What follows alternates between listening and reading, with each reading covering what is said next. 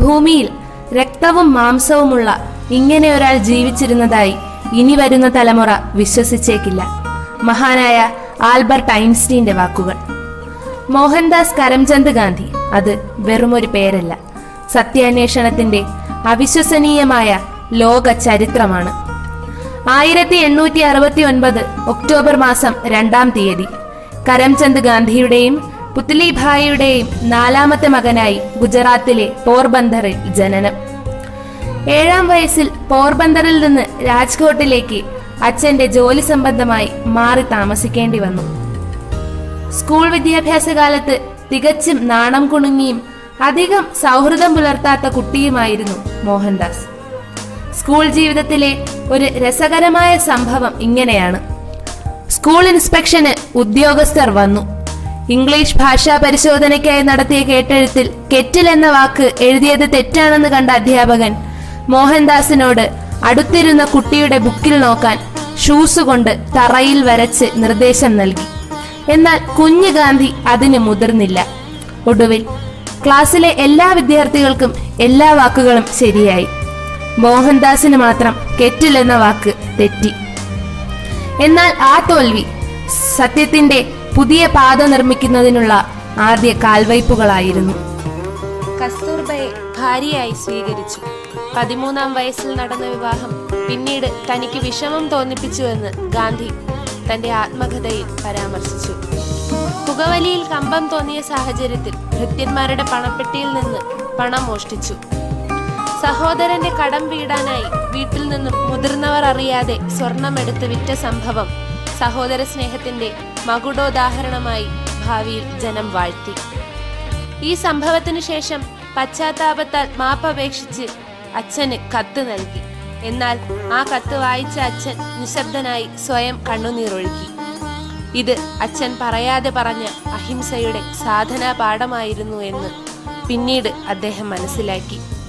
1885 ഗാന്ധിജിയുടെ അച്ഛൻ മരണമടഞ്ഞു. ഇരുട്ടിനെ ഭയന്നിരുന്നു കുഞ്ഞു ഗാന്ധി. രാമനാമം ജപിച്ചാൽ ഭയം മാറുമെന്ന് രംഭ എന്ന വേലക്കാരി നിർദ്ദേശിച്ചു. അവർ നട്ട നല്ല വിത്താണ് രാമനാമം എന്ന തെറ്റാത്ത പ്രതിവിധിയായി വളർന്നതെന്ന് അദ്ദേഹം പ്രകീർത്തിച്ചു. 1887 മെട്രിക്കുലേഷൻ പാസ്സായി. ഇംഗ്ലണ്ടിൽ ബാരിസ്റ്റർ പഠനത്തിനായി അവസരം ലഭിച്ചു. അമ്മയെ സമ്മതിപ്പിക്കാൻ ഒരുപാട് പണിപ്പെട്ടു. കടൽ കടന്ന് വൈഷ്ണവ ജാതിക്കാർ പോകരുതെന്ന നിർദ്ദേശം വകവയ്ക്കാത്ത ഗാന്ധിജിക്ക് സമുദായ ഭ്രഷ്ട് കൽപ്പിച്ചു. കപ്പൽ യാത്ര നടത്തി ഇംഗ്ലണ്ടിലെത്തി. മാംസാഹാരം കഴിക്കില്ല എന്ന് അമ്മയ്ക്ക് നൽകിയ വാക്ക് ഗാന്ധിയുടെ ഇംഗ്ലണ്ടിലെ ജീവിതം പട്ടിണിക്ക് തുല്യമാക്കി. 1891 ബാരിസ്റ്റർ പഠനം പൂർത്തിയാക്കി. തിരിച്ച് ബോംബെയിലെത്തി. അപ്പോഴാണ് അമ്മയുടെ മരണം അറിയുന്നത്. വക്കീലായി രാജ്കോട്ടിലും ബോംബെയിലും പ്രാക്ടീസ് നടത്തി. ദക്ഷിണാഫ്രിക്കയിൽ വക്കീൽ ജോലിക്ക് അവസരം ലഭിച്ചു. ഈ അവസരത്തിൽ അദ്ദേഹത്തിന് തലപ്പാവ് ഉപേക്ഷിക്കേണ്ടി വന്നു. ദക്ഷിണാഫ്രിക്കയിൽ നിലനിന്നിരുന്ന വർണ്ണവിദ്വേഷം എന്ന രോഗത്തിന്റെ ആഴമേറിയ ബാഹ്യലക്ഷണത്തിന് താൻ ഇരയായി എന്ന് പറഞ്ഞതാണ് തന്നെ ഫസ്റ്റ് ക്ലാസ് ടിക്കറ്റ് ഉണ്ടായിരുന്നിട്ടും ട്രെയിനിൽ നിന്നും ഇറക്കിവിട്ട സംഭവം വിശദീകരിക്കുന്നത്.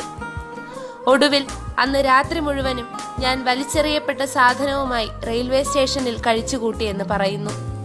1896 മടങ്ങിയെത്തി. കുടുംബവുമായി ദക്ഷിണാഫ്രിക്കയിലേക്ക് പോയി. ദക്ഷിണാഫ്രിക്കയിൽ ഇന്ത്യൻ ഒപ്പീനിയൻ എന്ന പത്രം ആരംഭിച്ചു. 1915 മഹാകവി ടാഗോർ മഹാത്മാ എന്ന വിശേഷണം നൽകി ആദരിച്ചു. കുട്ടികൾ അദ്ദേഹത്തെ സ്നേഹത്തോടെ ബാപ്പുജി എന്ന് വിളിച്ചിരുന്നു. സബർമതി തീരത്ത് ആശ്രമം സ്ഥാപിച്ച് സ്വാതന്ത്ര്യ സമര പ്രവർത്തനങ്ങൾക്ക് തുടക്കം കുറിച്ചു. സ്വദേശീവൽക്കരണത്തിന്റെ ഭാഗമായി കൈത്തറി വസ്ത്ര നിർമ്മാണത്തിന് ചർക്ക ഉപയോഗിച്ച് ആരംഭം കുറിച്ചു. റൗലറ്റ് ആക്ടിനെതിരെ രാജ്യവ്യാപക സമരം സംഘടിപ്പിച്ചു. കുപ്പായവും തൊപ്പിയും ഉപേക്ഷിച്ച ഗാന്ധിജിയെ ബ്രിട്ടീഷ് പ്രധാനമന്ത്രി വിൻസ്റ്റൺ ചർച്ചിൽ അർദ്ധനഗ്നനായ ഫക്കീർ എന്ന് വിശേഷിപ്പിച്ചു. ഗാന്ധിജി നിസ്സഹകരണ പ്രസ്ഥാനം ആരംഭിച്ചു. 1922 നിസ്സഹകരണ പ്രസ്ഥാന പ്രവർത്തനത്തിന് നേതൃത്വം നൽകിയതിന് 6 വർഷം ജയിൽവാസം അനുഷ്ഠിക്കേണ്ടി വന്നു. ഈ അവസരത്തിലാണ് ഗാന്ധിജി തന്റെ സത്യാന്വേഷണ പരീക്ഷണങ്ങൾ എന്ന ആത്മകഥ എഴുതുന്നത്. 1924 കോൺഗ്രസ് പ്രസിഡന്റായി സ്ഥാനമേറ്റു. 1930 സ്വാതന്ത്ര്യ സമര മുഖചിന്തകളിൽ അനശ്വരമാകാതെ ഇന്നും ഓർമ്മകളിൽ നിൽക്കുന്ന ദണ്ഡിയാത്ര. കേരളത്തിൽ നടന്ന ഗുരുവായൂർ സത്യാഗ്രഹത്തിന് പിന്തുണ നൽകുകയുണ്ടായി. 1930 ഉപ്പു സത്യാഗ്രഹം നടത്തിയതിന് ജയിലിലടയ്ക്കപ്പെട്ടു. 1933 ഹരിജനങ്ങളുടെ നവോത്ഥാനത്തിനായി ഹരിജൻ സേവാ പര്യടനം നടത്തി. 1935 സാമൂഹിക സേവനം ലക്ഷ്യമാക്കി സേവാഗ്രാം വാർധയിൽ സ്ഥാപിച്ചു. 1940 വിനോബ ഭാവയെ പ്രഥമ സത്യാഗ്രഹ ഭടനായി തിരഞ്ഞെടുത്തുകൊണ്ട് വ്യക്തിഗത സത്യാഗ്രഹ സമരത്തിന് തുടക്കം കുറിച്ചു. 1942 വെള്ളക്കാരെ തുരത്തി ഓടിക്കാൻ ക്വിറ്റ് ഇന്ത്യ സമരത്തിന് തിരികൊളുത്തി. തൽഫലമായി ജയിൽവാസം അനുഷ്ഠിക്കേണ്ടി വന്നു. ജയിലിൽ കഴിയുന്ന അദ്ദേഹത്തിന് തന്റെ പ്രിയപത്നി കസ്തൂർബയുടെ മരണം സഹിക്കാവുന്നതിലും അപ്പുറമായിരുന്നു. 1946 ബ്രിട്ടീഷ് ഗവൺമെന്റ് ഇന്ത്യ വിഭജനത്തെപ്പറ്റി ഗാന്ധിജിയുമായി ആശയവിനിമയം നടത്തി. 1947 ജൂണിൽ ഗാന്ധിജിക്കും കോൺഗ്രസിനും രാജ്യത്തെ വിഭജിച്ച് പാകിസ്ഥാൻ രൂപീകരിക്കണമെന്ന ബ്രിട്ടീഷുകാരുടെ ആവശ്യം അംഗീകരിക്കേണ്ടി വന്നു. ഇന്ത്യ വിഭജനം ഗാന്ധിജിയെ വല്ലാതെ തളർത്തി. 1947 ഓഗസ്റ്റ് 15 ഇന്ത്യക്ക് സ്വാതന്ത്ര്യം ലഭിച്ചു. എന്നാൽ ഭാരതം സ്വാതന്ത്ര്യദിനം ആഘോഷിക്കുമ്പോൾ കൽക്കട്ട തെരുവുകളിലുണ്ടായ വർഗീയ ലഹള പരിഹരിക്കാൻ യത്നിക്കുകയായിരുന്നു നമ്മുടെ രാഷ്ട്രപിതാവ്. 1948 ജനുവരി 27 ബിർള ഹൗസിൽ ഗാന്ധിജിയുടെ യോഗത്തിനിടയിലുണ്ടായ ബോംബ് സ്ഫോടനത്തിൽ നിന്നും അദ്ദേഹം അത്ഭുതകരമായി രക്ഷപ്പെട്ടു. നാടിനെയും ജനകോടികളെയും ഞെട്ടിച്ച സംഭവം. 1948 ജനുവരി 30 മതഭ്രാന്തനായ നാഥുറാം വിനായക് ഗോഡ്സെ ഗാന്ധിജിക്ക് നേരെ വെടിയുതിർത്തു. 1948 ജനുവരി 30 ജനകോടികളുടെ സ്വന്തം ഗാന്ധിജി ഓർമ്മയായി. 1948 ജനുവരി 30 നമ്മൾ ആദരസൂചകമായി രക്തസാക്ഷി ദിനമായി ആചരിക്കുന്നു. നമ്മുടെ സ്വകാര്യ അഹങ്കാരം എന്ന് വിശേഷിപ്പിക്കുന്ന ഗാന്ധിജി സ്മൃതി മണ്ഡപങ്ങളിൽ ഓർമ്മകളായി കുടികൊള്ളുന്നു. ഗാന്ധിജി കേരളത്തിലെത്തിയതിന്റെ 100ാം വർഷമാണ് 2020. കേരളത്തിൽ നടന്ന ഗുരുവായൂർ സത്യാഗ്രഹം, വൈക്കം സത്യാഗ്രഹം എന്നിങ്ങനെയുള്ള സമരമുഖങ്ങളിൽ നിറദീപമായി നിന്ന ഗാന്ധിജിയുടെ പാവന സ്മരണയ്ക്ക് മുൻപിൽ ശതകോടി പ്രണാമം. ബാപ്പുജിയും മനുവും. ഒരു ദിവസം ഗാന്ധിജിക്ക് കുളിക്കുന്നതിലേക്കായി വെള്ളം ചൂടാക്കുകയായിരുന്നു മനു. എത്ര ശ്രമിച്ചിട്ടും തീ കത്തിക്കുവാൻ സാധിച്ചില്ല. ഒടുവിൽ തന്റെ സാരിയുടെ ഒരു ഭാഗം കീറി മണ്ണെണ്ണയിൽ മുക്കി തീ കത്തിക്കാൻ നടത്തിയ ശ്രമം കണ്ട ഗാന്ധിജി ഇങ്ങനെ പറഞ്ഞു: എത്രയോ ആൾക്കാർ കൊടും തണുപ്പിൽ ഒരു തുണ്ട് തുണിയില്ലാതെ കഷ്ടപ്പെടുന്ന നാട്ടിൽ ഇത്രയും നിസ്സാരമായ കാര്യത്തിന് ഉടുതുണി കീറി കത്തിക്കുന്നത് എത്ര നീചമായ പ്രവൃത്തിയാണ്. ഗാന്ധിജിയുടെ ജീവിതം. ഒരിക്കൽ സബർമതി ആശ്രമത്തിൽ ഗാന്ധിജിയെ കാണാനെത്തിയ 2 വിദേശികൾ അവിടെ തുണി കഴുകിക്കൊണ്ടിരുന്ന വൃദ്ധനോട് മഹാത്മാഗാന്ധിയെ തിരക്കി. ഒടുവിൽ അദ്ദേഹം തന്നെയാണ് മഹാത്മാഗാന്ധി എന്ന് തിരിച്ചറിഞ്ഞ വിദേശികൾ അതിശയിച്ചുപോയി. ഗാന്ധി പറഞ്ഞതിങ്ങനെ: സ്വന്തം ആവശ്യങ്ങൾ നിർവഹിക്കാൻ കഴിയാത്ത ഒരാൾക്ക് മറ്റുള്ളവരെ എങ്ങനെയാണ് സേവിക്കാനാവുക? ഈ ഉന്നത ചിന്തയും ലളിത ജീവിതത്തിന്റെ പാഠവും ഇതിലൂടെ മനസ്സിലാകുന്നു. പാമ്പ്. സബർമതി ആശ്രമത്തിൽ ഇഴജന്തുക്കൾ ഉണ്ടെന്നും അതൊരു സ്ത്രീയെ കടിച്ചെന്നും ഗാന്ധിജിക്ക് പരാതി ലഭിച്ചു. അഹിംസയിൽ അടിയുറച്ച് വിശ്വസിക്കുന്ന ഗാന്ധിജിയോട് ആശ്രമ അന്തേവാസികൾ സഹായം ചോദിച്ചെത്തി. അദ്ദേഹം ഇങ്ങനെ പറഞ്ഞു: അഹിംസയിൽ ഞാൻ വിശ്വസിക്കുന്നു, പക്ഷേ ഞാനത് നിങ്ങളിൽ അടിച്ചേൽപ്പിക്കാൻ ശ്രമിക്കുന്നില്ല. അത് കാരണം നിങ്ങൾക്കൊരാപത്തും ഉണ്ടാകുവാൻ പാടില്ലെന്ന് ഞാൻ ആഗ്രഹിക്കുന്നു. കഥ. പാൽ. ഗാന്ധിജി പാൽ കുടിക്കുന്ന സ്വഭാവം ഉപേക്ഷിച്ചു. എന്നാൽ രോഗബാധിതനായി ശരീരം ക്ഷീണിച്ചതിനു ശേഷവും ഗാന്ധിജി തീരുമാനം മാറ്റിയില്ല. ഒടുവിൽ ഡോക്ടർ നിർദ്ദേശിച്ചു ശരീരക്ഷീണം മാറ്റാനായി പാൽ കുടിക്കണമെന്ന്. എന്നിട്ടും തന്റെ ദൃഢപ്രതിജ്ഞയിൽ അദ്ദേഹം ഉറച്ചു തന്നെ നിന്നു.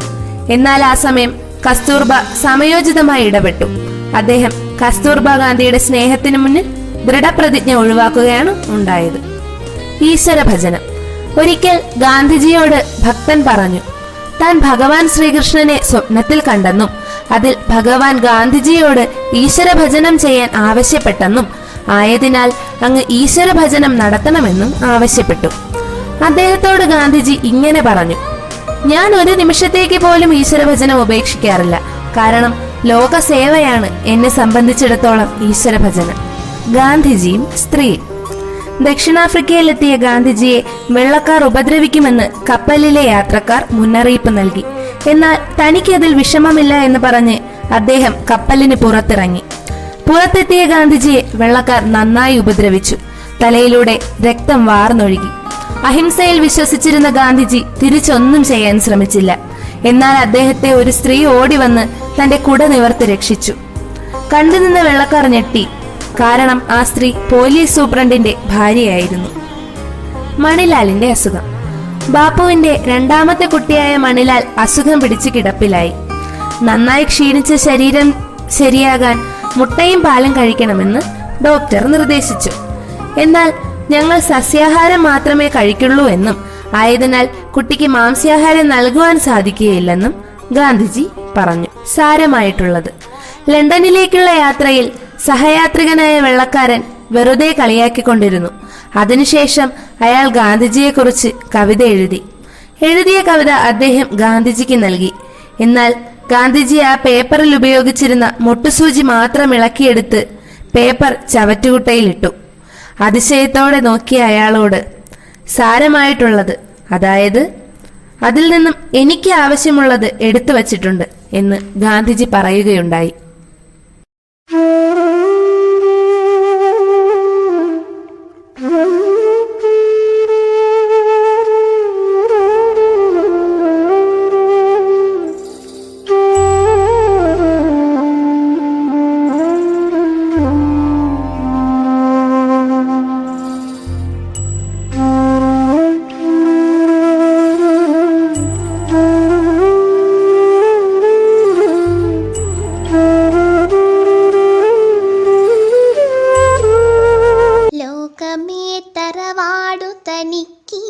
ചെടികളും പുൽക്കളും പുഴുക്കളും കൂടിത്തൻ കുടുംബക്കാർ. ത്യാഗമെന്നതേ നേട്ടം, താഴ്മതാനഭ്യുന്നതി, യോഗവിത്തേവം ജയിക്കുന്നിതൻ ഗുരുനാഥൻ. താരകാമണിമാല ചാർത്തിയാലതും കൊള്ളാം, കാരണിച്ചളി നീളെ പുരണ്ടാലതും കൊള്ളാം. ഇല്ലിഹ സംഘം ലേപമെന്നിവ സമസ്വച്ഛമല്ലയോ, വിഹായ സവണ്ണമെൻ ഗുരുനാഥൻ. ക്രിസ്തുദേവന്റെ പരിത്യാഗശീലവും സാക്ഷാൽ കൃഷ്ണനാം ഭഗവാന്റെ ധർമ്മരക്ഷോപായവും ബുദ്ധന്റെ അഹിംസയും ശങ്കരാചാര്യരുടെ ബുദ്ധിശക്തിയും രന്തീദേവന്റെ ദയാവായ്പും ശ്രീഹരിചന്ദ്രനുള്ള സത്യവും മുഹമ്മദിൻ സ്ഥൈര്യവും ഒരാളിൽ ചേർന്നൊത്തു കാണണമെങ്കിൽ ചെല്ലുവിൻ ഭവാന്മാരൻ ഗുരുവിൻ നികടത്തിൽ, അല്ലായെങ്കിലവിടത്തെ ചരിത്രം വായിക്കുവിൻ.